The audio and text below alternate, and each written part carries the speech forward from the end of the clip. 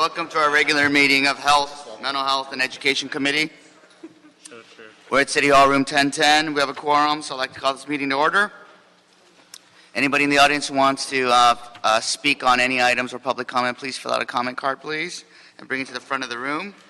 And we're going to start with public comment, but seeing that we have none, unless there's a public comment, we're going to move on straight to the agenda. I'd like to move to item number 1, Mr. CLA. Could you read that in? Sure. Item number 1 is a City Administrative Officer report relative to a request from the Department of Aging for authority to execute Amendment 2 to Standard Agreement with the California Department of Aging to accept one-time only grant funds issued under the Older Americans Act. Thank you. This is a standard agreement amendment for our Department of Aging to accept the one-time grant funds issued under the Older Americans Act for the California Department of Aging. Colleagues, have any questions regarding this item? No. Or concerns? I'm ready to take this on consent. Move approval. Yep. Moved by Buscaino, seconded by O'Farrell. Thank you. And there are no public comment cards on this. So moved. Item number 2. Item number 2 is motion Martinez-Bonin requesting that the Chief Legislative Analyst and the City Attorney report on what other jurisdictions are doing to limit the deceptive practices of crisis centers, pregnancy crisis centers across the country, and to include recommendations on how deceptive advertising can be limited within the City of Los Angeles. Thank you, Mr. CLA. And I'd like to thank our colleague, Councilmember Martinez, for bringing this issue to our committee's attention. It's a very important issue, and I believe we have Araceli from Council District 6 speak on this item on Councilmember Martinez's behalf. Hi, good morning. So I'm here to speak on item number 2. Crisis pregnancy centers are facilities that exist to block women from accessing abortion care. CPCs advertise implying a neutral approach and a full spectrum of services, but in reality, they have an ideological agenda that they put ahead of women's health. Often you will see these agencies advertise in church bulletins or on billboards without providing information on the exact type of services they offer or whether they are a licensed facility. We understand that San Francisco recently took steps to begin to regulate their advertising, and the state also recently enacted some legislation aimed at informing the public of what type of services CPCs can medically provide. Councilwoman Martinez would respectfully request that you adopt the motion so that the CLA and the City Attorney can begin looking into what our parameters are in this arena to ensure that we can protect our residents from undue delays during a critical time. Thank you. That's great. You know, if you don't mind, Sure. Can you tell us a little bit about the kinds of issues these marketing practices can create, some of the repercussions? Yeah, sure. So in our work with NARAL, we have found that they have done some investigations on it, and what they found is that often a person will go in looking for services because they see an advertisement in a bulletin or on a billboard or on a bus, and they will get a pregnancy test that is often done just like a home pregnancy test. They get a kit, but then when they think that they're going to be given like options because they think that the facility is a medical facility,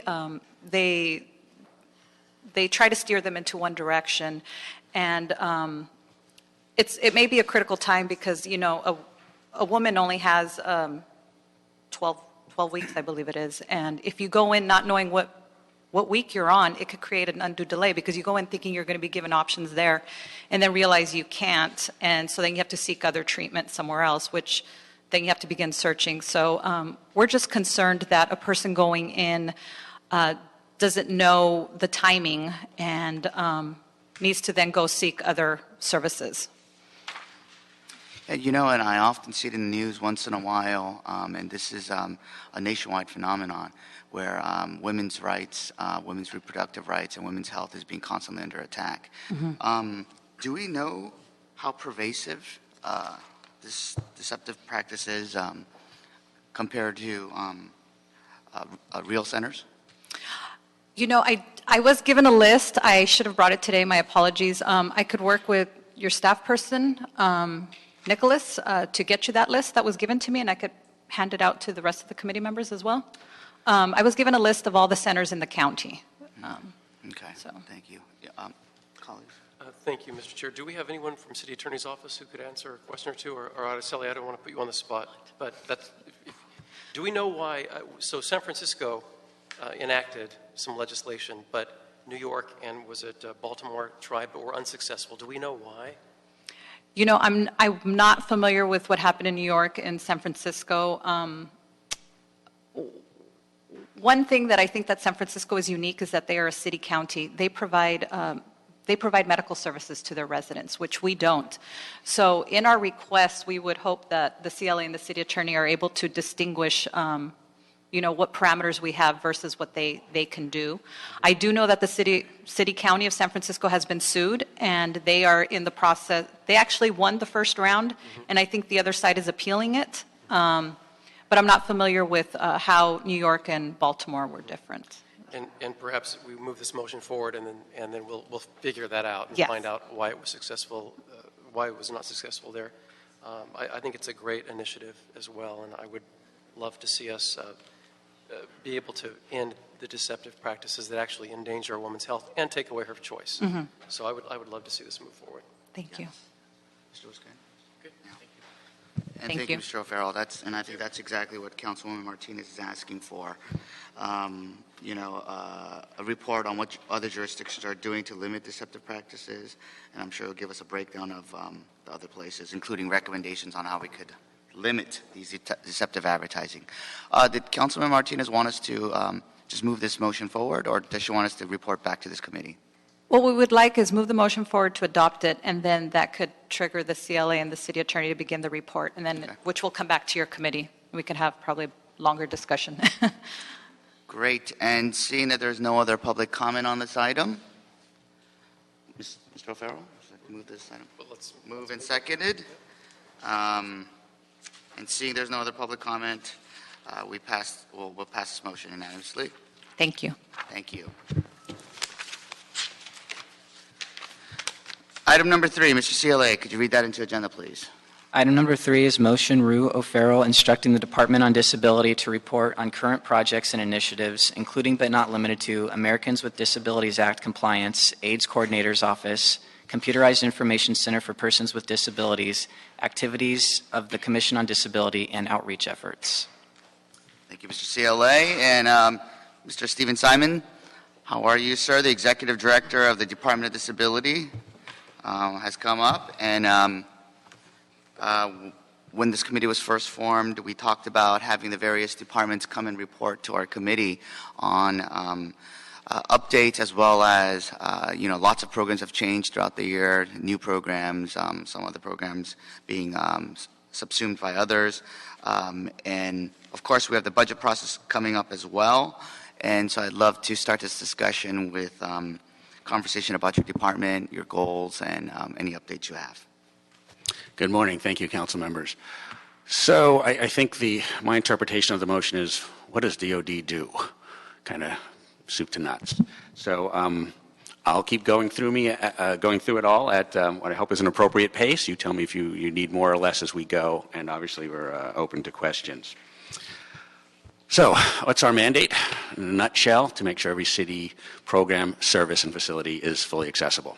That's a really, really big mandate for a really small department. It's everything from our physical plant to, programmatic access. So everything from sign language interpreting to make sure there are ramps and so on, to sidewalks and housing issues, as I'm sure you well know. Let me just say a few words about the commission first. So I'm a department of 19 currently. I've got 3 open slots and 3 slots we've requested in the next budget. We have a commission. We have a 9-member commission. 8 slots are currently filled. The primary difference between the department itself and the commission is we do sort of the day-to-day implementation. The commission has a role of taking consumer input and holding formal and informal hearings on a wide variety of issues and making recommendations to council and the mayor's office.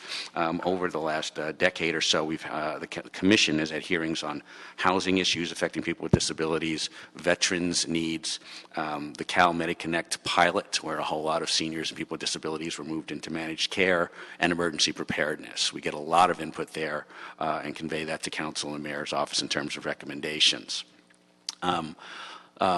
items that the commission has opined on in recent months in particular were trying to revise parking, disabled parking and parking placards and parking placard reform to LACER's benefits. It was brought to the commission's attention that city employees who have dependent adult children, so children with disabilities who are adults, aren't currently eligible for LACER's benefits, like a spouse or a domestic partner would be. So we've been moving forward with that issue, again, for example, at the commission.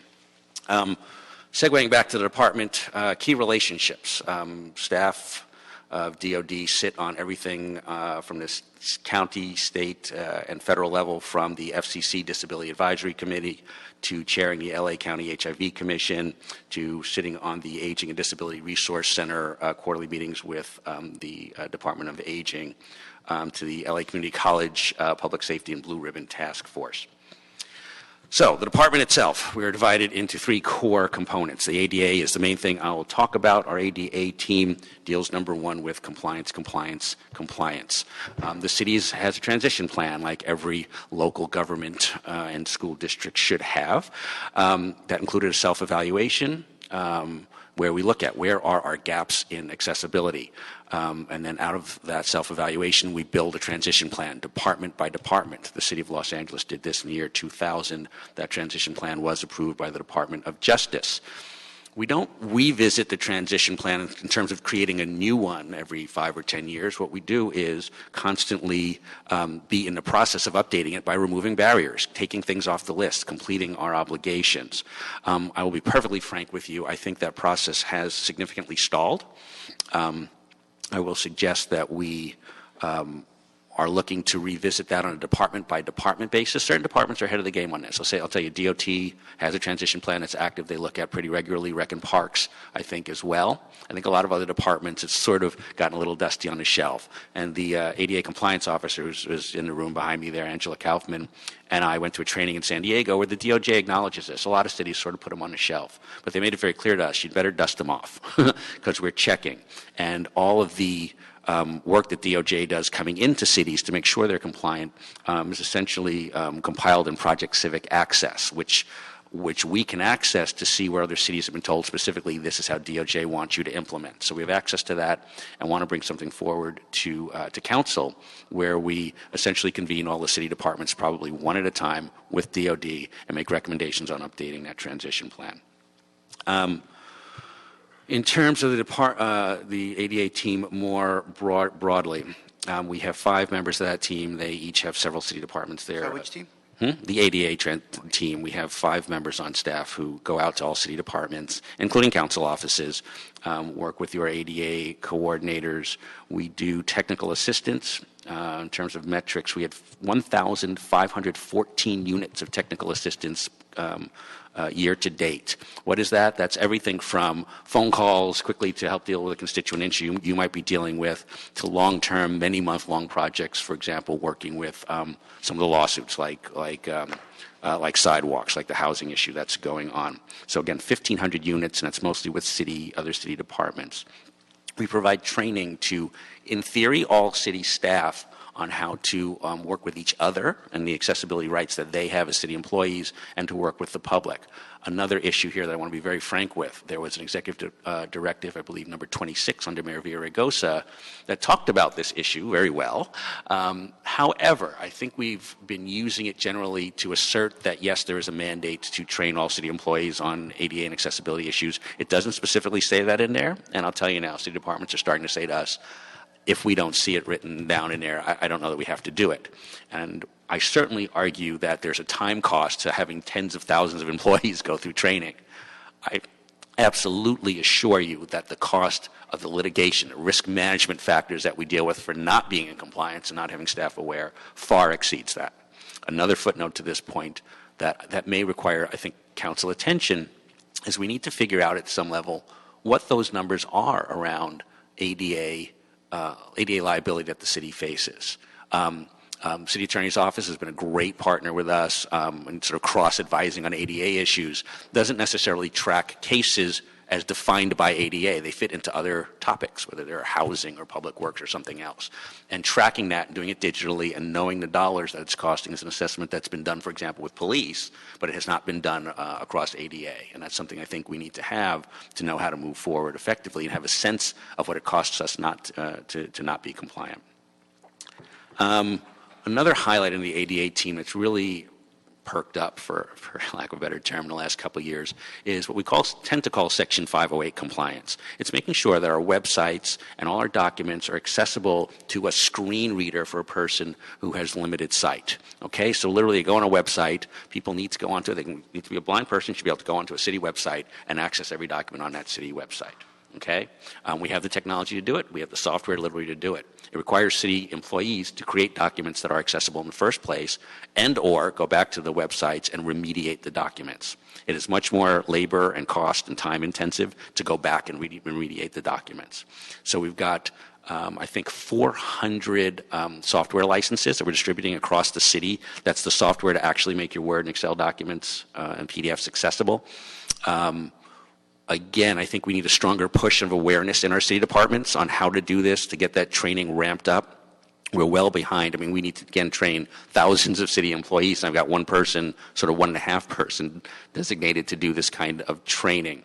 What's happening is, in lieu of getting city employees trained to make the documents accessible in the first place, is they send things to us. And I'll tell you, when we get a single document like a sustainability plan, or a Great Streets plan, a project like that takes 6 weeks sometimes to get remediated. It's extraordinarily labor intensive. So again, we have to get to a point where we're training staff to create these documents accessibly in the first place. And I'll tell you, in our budget we asked for 2 staff people, which for us is a lot of people, 2 staff people, probably $100,000 worth, but to spend their full time remediating documents for this department. We have compared that against going out to either Cal State Northridge and a couple other private providers who do this at a cost of something like $30 per page. The notion of doing it in-house with a couple of staff members is astronomically cheaper. Okay, so that's something we can come back to on a budget discussion. Let me not belabor that point, but it's an important one. And I think some of my documents, for example, may be coming in the room. No, I have a staff member bringing you an emergency preparedness manual I want to distribute to you guys. Public safety and emergency preparedness, another key element of our department. We have created the Disability and Functional Needs Subcommittee in the Emergency Operations Center. There will be generally at least 2 of our staffers in the EOC during emergencies to make sure people with disabilities have access. The city has changed its system dramatically in the last few years, again, in part because of a lawsuit. We have caches of durable medical equipment and so on, a lot of new staff training. We're very active in the El Nino planning and all the town halls that happened. We added 2 town halls to that system with EMD to make sure, for example, the Lanterman Regional Center had access to this and the disability community had access. Thank you so much, madam. A quick interruption. We're going to pass these out, our department's emergency preparedness manual. It's an emergency preparedness manual we produced for people with disabilities, covers a wide range of issues. We have it in English and Spanish. We've literally just rewritten it. We did a pretty good print run. We get requests for thousands of them in hard copy as well as electronically. We have a fully accessible version online, 508 compliant, as I was just talking about. We staff the Aliso Canyon. I forgot what LAC stands for. Something access. Local Assistance Center. Thank you. I have the right people in the room. Which is really important. A lot of people with disabilities displaced in the Aliso Canyon issues. And we advise other city departments, generally police and fire, but also in this case, LAX, who's doing their AirX soon. It's another exercise for first responders in a disaster. And disability needs are vitally important in those areas. A quick footnote on that actually subsumes the 508 in the public safety and emergency preparedness piece. There was a suit called Life versus Los Angeles a few years ago. We are under a court order under that site, and that includes the discussion of making sure all the emergency preparedness documents we had were fully accessible. That's where a lot of this 508 compliance stuff got codified. Again, it's been an ADA mandate, but also we created standard operating procedures. Us and ITA and about 12 other departments were involved in that process. There are standard operating procedures that we can resend to every department for how to do everything from making those documents compliant to making sure at a press conference you have sign language interpreters and proper placement of them. When emergency information goes out, how to say it in a way that it's accessible to people with disabilities, and a host of other items. And these are particularly applicable to council offices and the mayor's office who are doing a lot of press conferences. How to decide that sites you have events on. If it's a public event with a city seal on it, it has to be accessible. So we have all those in very clear guidance available to you. Let me make two more points of new projects in the ADA side, and the other sections are quicker ones. Two new programs we have, the Title III program. So everything I've talked about is Title II of the ADA. It's what local governments are responsible for. Title III is what private businesses, which are called public accommodations. It sounds confusing, but it means private businesses, restaurants, shops. This city obviously is very committed to supporting small business here in Los Angeles and attracting small business. And small business in many places has had difficulty becoming ADA compliant as well under Title III. So it's an important priority to me, and the mayor reflected it as one of his top 3 priorities and recommendations we made, that we help assist small businesses become compliant. It's good for business, and it's obviously good for the community because the community has accessible businesses to patronize. So that said, we are implementing a mediation program to reduce the number of lawsuits. They tend to be called frivolous lawsuits. I take umbrage with that term because if it's an ADA claim, I just don't think it's frivolous, even if it's for a seemingly minor issue.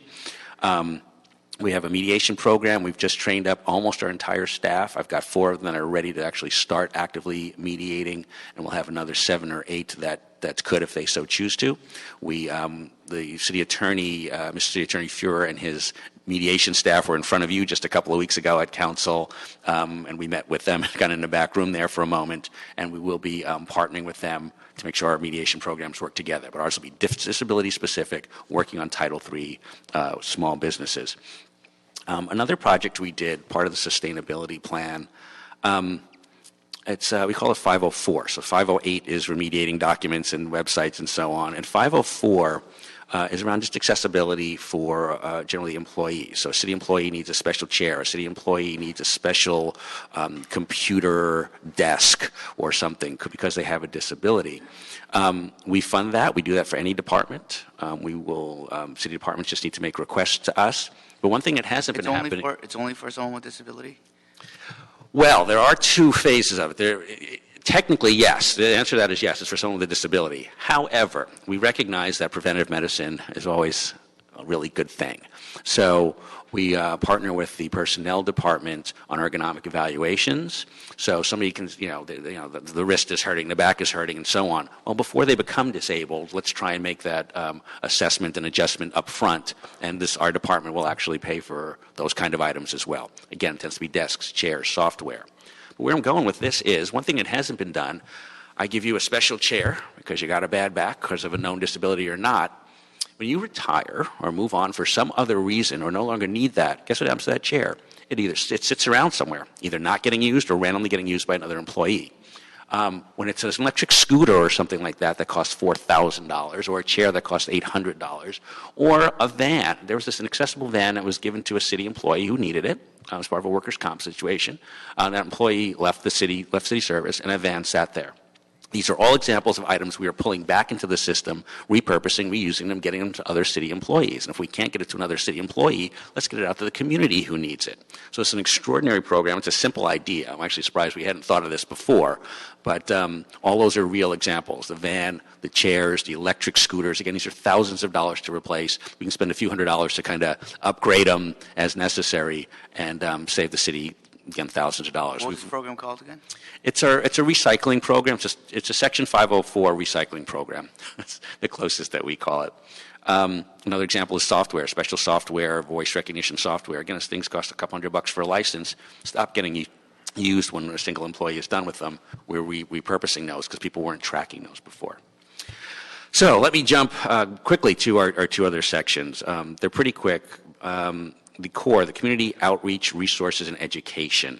That's what subsumes our formerly known CIC program, Computerized Information Center. Our CAO analyst called us on this one and said, it's not computerized. You need to stop calling it a computerized information center. And she's right. It's been called that for a decade.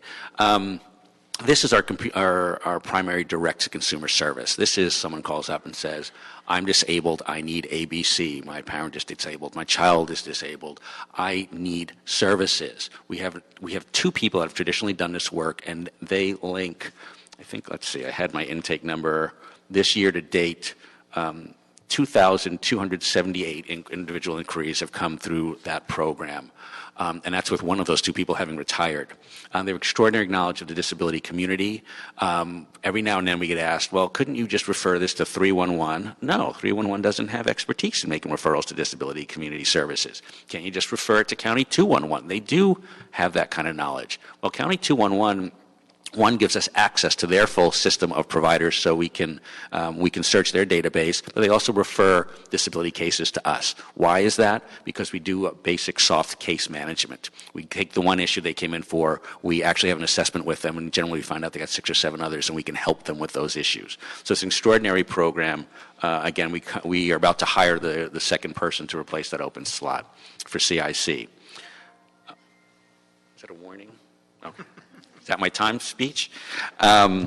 But if you can't start wrapping up, because we have a lot of questions. Oh, I have some questions. All good. Yes, I will. A couple other highlights in this division. They run Disability Mentoring Day, which I think you know, because some of your offices have participated in it. We bring in disabled students and job seekers, and they job shadow folks. We took this over from Loyola Law School and Disability Rights Legal Center. We are running it for Los Angeles as part of a national movement that happens in October. It's an extraordinary day. We run Deaf Festival, which is the largest event of its kind west of the Mississippi. Again, generally in October. I think 2 of the members in front of me were sponsors of that last year. We talked about remediation and needing staff, possibly needing new staff on that, which was a request in this year's budget. Another highlight, though, under technology, Next Generation 911 keeps coming up. Right now, you can't text to 911. A lot of people that are deaf or hard of hearing have a lot of difficulty accessing 911. This is a huge problem. We're working with LAPD on it. They're well aware of it. And state, county, and federal are trying to bring folks together to get some change on that, again, before it becomes a liability issue. Core need in all of our divisions, technology upgrade. We are really working with 1990s technology at best. All our intakes and everything are getting put in Excel files, case tracking, all the requests that y'all offices make for sign language interpreters and something are going in a binder.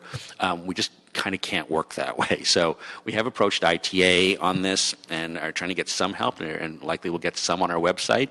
But beyond that, we're going to the Innovation Commission, and we'll be submitting 2 different proposals to Innovation Commission in the next 2 weeks. We also are now a recipient of the Global Accessibility Awareness Day. This was a bunch of techies who got together and realized that the tech community could lead the charge on accessibility. Again, like 508 and other things, there's going to be a hackathon.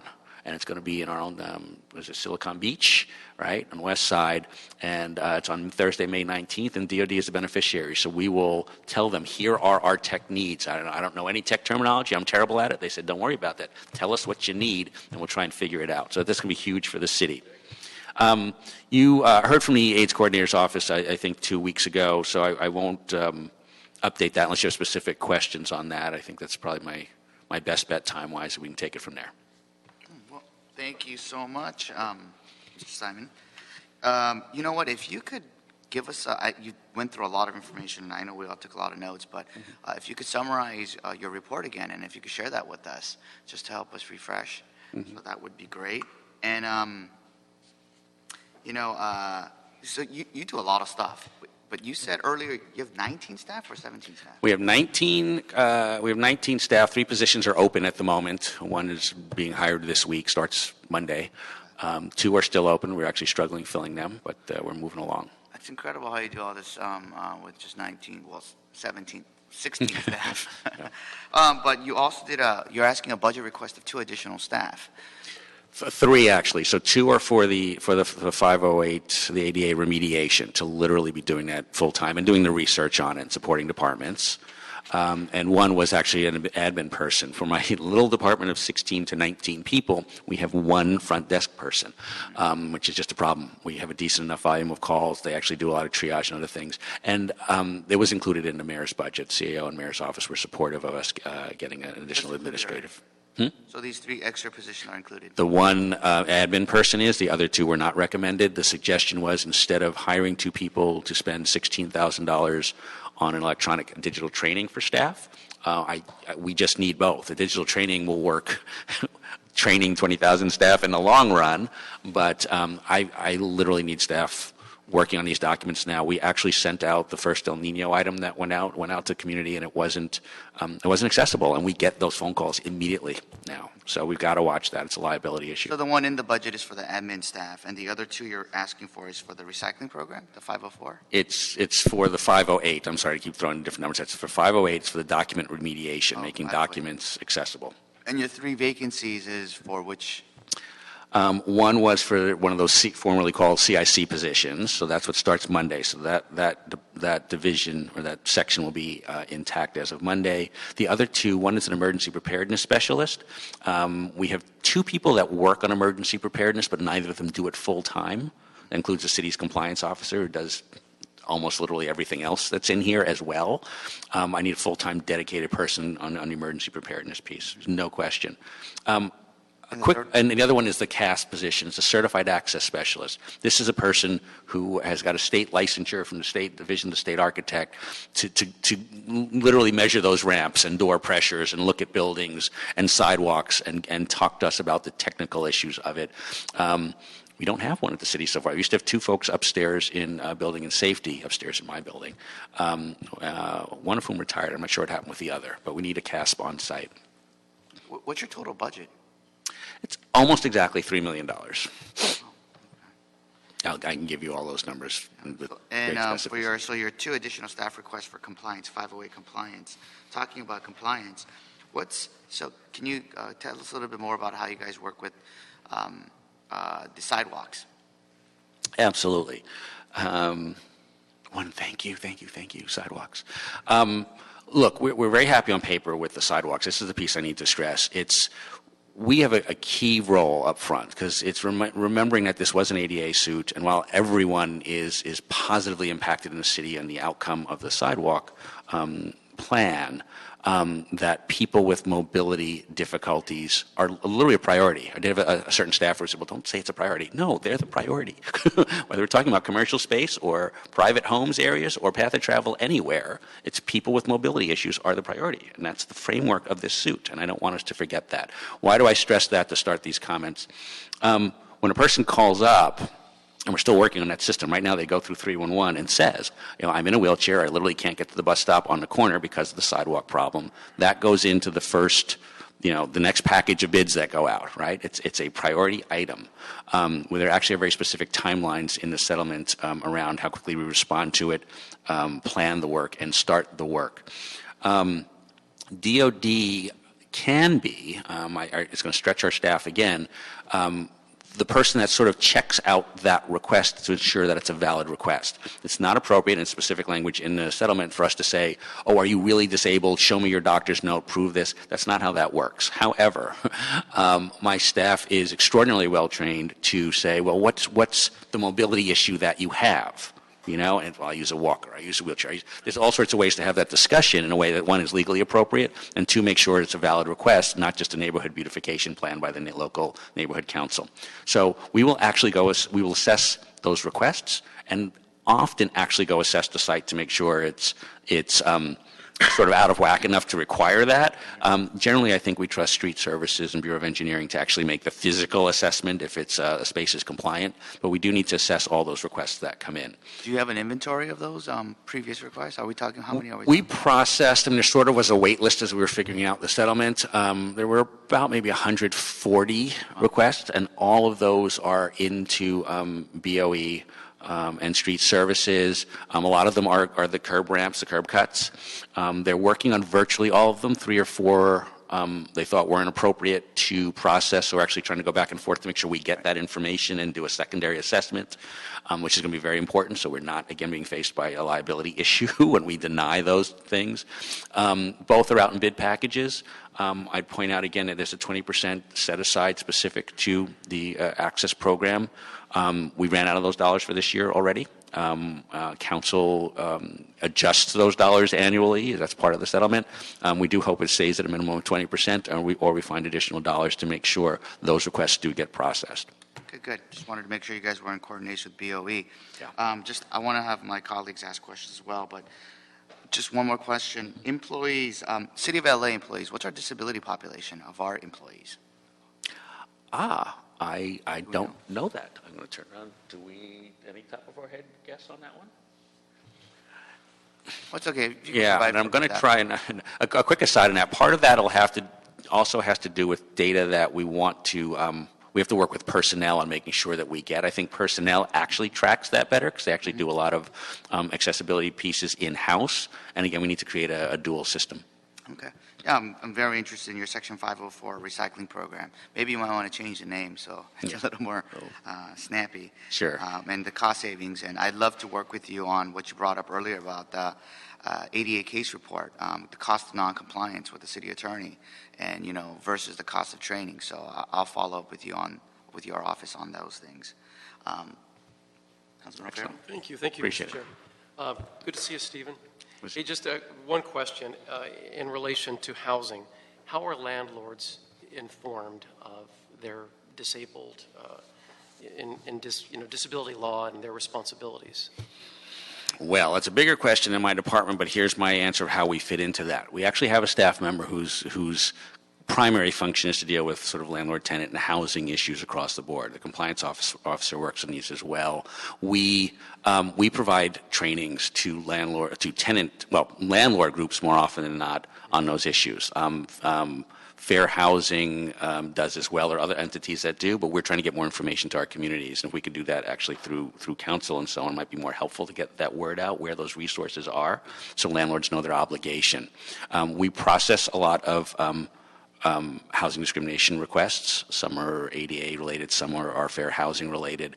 And I will stress there's, again, another litigation issue around housing that's sort of being worked out now that I think is going to help guide the city to rethink how any housing that we fund or finance, ensuring that it's accessible and that we live up to our responsibilities there. That's going to be a big one, I think, coming your direction.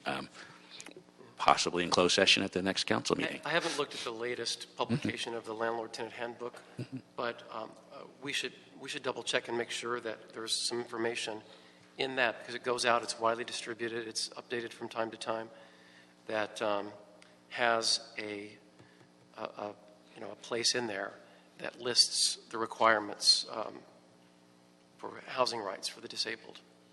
Excellent. We will prepare something. Thank you. Thank you, Mr. Chair. I had a question on the housing, but thanks for covering that, Mr. O'Farrell. And also, happy to hear the question that was asked by Mr. Chairman here on the sidewalks and the ADA compliance. And unfortunately, or fortunately, it took a lawsuit to hold the city accountable to ensure that all of our sidewalks are accessible. And I believe it was due largely in part of inaction over the last 40 years. So appreciate your guidance, and I know you're working hand in hand with Bureau of Public Works, and know there are a number of report backs and on the report that the council action that we took a couple weeks back on the comprehensive sidewalk repair program. My question: what relationship do you have with our small business communities? Because a couple of my businesses in main corridors in my district kind of turned to our office. Many of them were not ADA compliant. Do you have a relationship, or are you resourceful to the small business community? It's coming fast. Send them my way. We've contacted various local chambers to start our small business program. Well, again, we'll have our mediation piece up really soon. I mean, that's end of this fiscal year. Good. So June 30th. That position, we talked about the CASP position. We actually wanted them to literally be able to go to businesses and make recommendations, and I still haven't been able to hire that position. That is something you may see in front of you all again, because I think we're just not offering enough money, and we literally have gotten nobody that's a CASP apply in the 3 months it's been open. So I think we're going to have to bump that up a little, but having a full-time person on staff, they can literally come and do those trainings for business. A very brief aside, I know I'm running out of time, related to that, SB 1186, this was a 2012 state law that passed, was signed in by the governor, and made all sorts of changes to how people approach any business around an accessibility issue to try to limit lawsuits and get the repairs done. We support that entirely. There was a decision made at the time that that LA wasn't going to collect the $1 per business license fee that was associated with it, and that we needed more direction from Sacramento. To again be frank with you, we had a sit down with the California Commission on Disability Access, their executive director and their chair, and the division of the state architect, and they literally explained to us we are one of 4 jurisdictions in the state who are not in compliance, and we're the only jurisdiction who said it's because we didn't understand it. And there was a tough conversation to have. Collecting $1, I understand, in a political climate is tough, just another burden on business, but literally it's $1, and that dollar stays 70% within the city to fund CASP services. So I think it's an extraordinary opportunity. And ultimately assist in avoiding future losses. Absolutely. I mean, it's a much bigger win, and I think the dollar burden is not so tough. And Department of Finance was in with us at that meeting, so I'd love to follow up with you all on that. And as we gear up for this next fiscal cycle, I'm sure your demands and requests are going to be those 2 positions. Do you feel confident that you'll get those 2 positions? The 2 new ones are a tough one I'm hoping for. The 2 that, again, are currently on the books I haven't hired yet, we, again, may have to bump up a little dollar in one of them, but outside of that, we're feeling pretty Thank you good. so much for your comprehensive report. Appreciate your leadership. I appreciate it. Can I give you 1 minute and an out? Sure. 2 things I did want to stress. A couple of projects that are key that we're trying to kind of jumpstart again. VRI, video remote interpreting for police stations. We are having trouble getting sign language interpreters, middle of the night calls from LAPD. I've got a victim or a perpetrator, locked up or in front of a police station, and I can't communicate with them because they're deaf.